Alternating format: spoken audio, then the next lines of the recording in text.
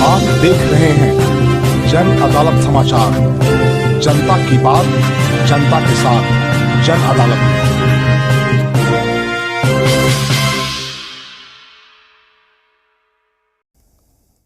अभी भी कह रहा हूं और प्रधानमंत्री से भी कह रहा हूं, लोहे को लोहा काटता है, लोहे को गाजर नहीं काटता।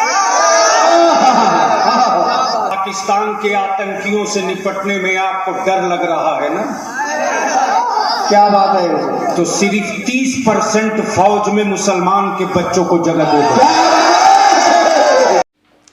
नमस्कार, मैं बाबा शिवाजी, जन अदालत न्यूज में आपका स्वागत है। जदयू के नेता गुलाम रसूल बलियाबी कल नवादा में उन्होंने फिर से जहर उगला है हिंदू धर्म गुरुओं के खिलाफ, प्रधानमंत्री के खिलाफ और भारतीय सेना के खिलाफ। उन्होंने संघ पर भी हमला बोला है।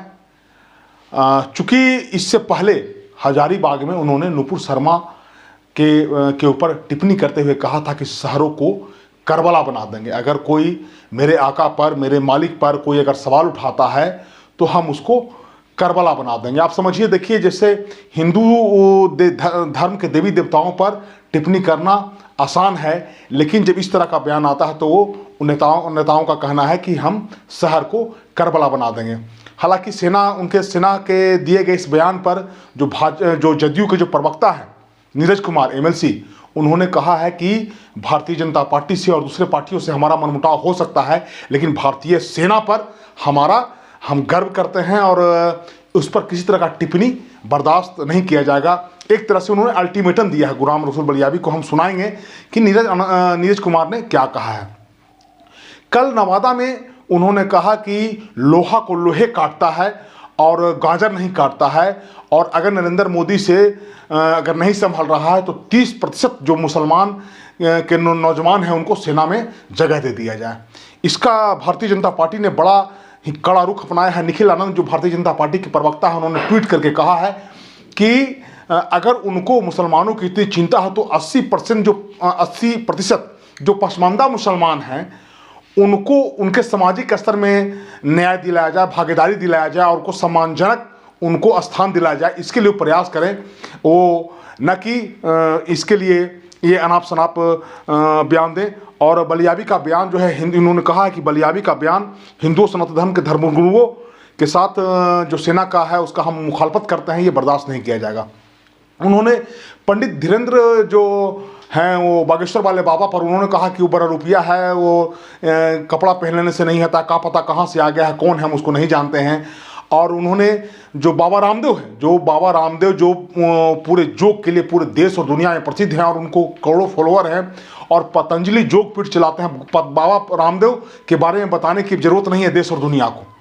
तो उन्होंने ये कहा है कि ये बाबा रामदेव जो है सो CIA के एजेंट है, अमेरिकी खुफिया एजेंसी CIA है उसका एजेंट है, और क्या पता वो कहाँ से आ गए हैं और कहाँ से आ गए हैं, उनका कहाँ से सरकार क्या पता क्या उन्होंने मॉर्गेज किया, सरकार ने कैसे उनको इतना लोन दे दिया और कैसे वो इतना पैसा बना लिए, इसका जांच होना चाहिए। ये गंभीर मामला है। इस तरह का बयान गंभीर नेताओं को नहीं देना चाहिए। चूंकि हमको लगता है कि गुलाम रसूल बलियाबी से पहले लोक जनशक्ति पार्टी में थे, रामविलास पासवान के साथ में थे, बाद में वो नीतीश कुमार के साथ चले आए, राज्यसभा के मेंबर भी रहे, फिर MLC भी हैं, पूर्व MLC हैं, और इस तरह का बयान देकर चर्चा में बने रहना चाहते हैं। ऐसे भी बिहार का जो राजनीतिक तापमान है उतार चढ़ाव हो रहा है। 25 फरवरी को महागठबंधन की रैली होने वाली है और उसी दिन जो भारत के गृह मंत्री हैं अमित शाह वो भी आने वाले हैं। तो इस तरह का बयान देकर के जो है माहौल ख़राब करना और इस माहौल में राजनीतिक माहौल को गर्माहट आ गया है।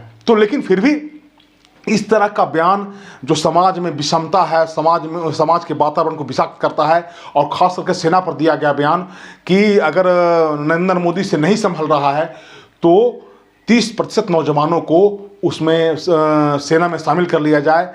इसलिए उसका जवाब जो है हम देने में सक्षम है। हालांकि भारतीय सेना में सभी वर्ग, सभी धर्म, सभी संप्रदाय के लोग हैं, और भारतीय जो सेना है उस पर हम सबों को गर्व है, पूरे देशवासियों को गर्व है, हम सबों को उस पर गर्व है। और भारतीय सेना ने कई बार पाकिस्तान को उसका मजा चखाया है और उसने जो गलत हरकत किया उसका जवाब देने का काम किया है। एक बात उन्होंने और कहा कि जब पाकिस्तान मिसाइल दाग रहा था भारत के ऊपर, तो एक मुसलमान का बेटा अब्दुल कलाम जो है वो संघ से कोई नहीं आया था, संघ से कोई साधु या कोई बाबा नहीं आया था, एक मुसलमान का बेटा अब्दुल कलाम।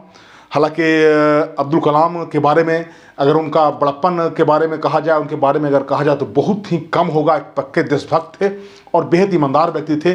तो लेकिन इस तरह का बयान जो गुलाम रसूल बलियाबी है, अब देखना होगा कि जदयू जो पार्टी है उस पर क्या संज्ञान लेती है, क्या कार्रवाई करती है। और हालांकि इनके बयान के आज नीरज कुमार का बयान आया है, ये हम आपको नीरज कुमार का बयान सुनवाते हैं। आपसे मेरा आग्रह होगा कि अगर आप हमको फेसबुक पर देखते हैं तो उसको लाइक कीजिए, शेयर कीजिए।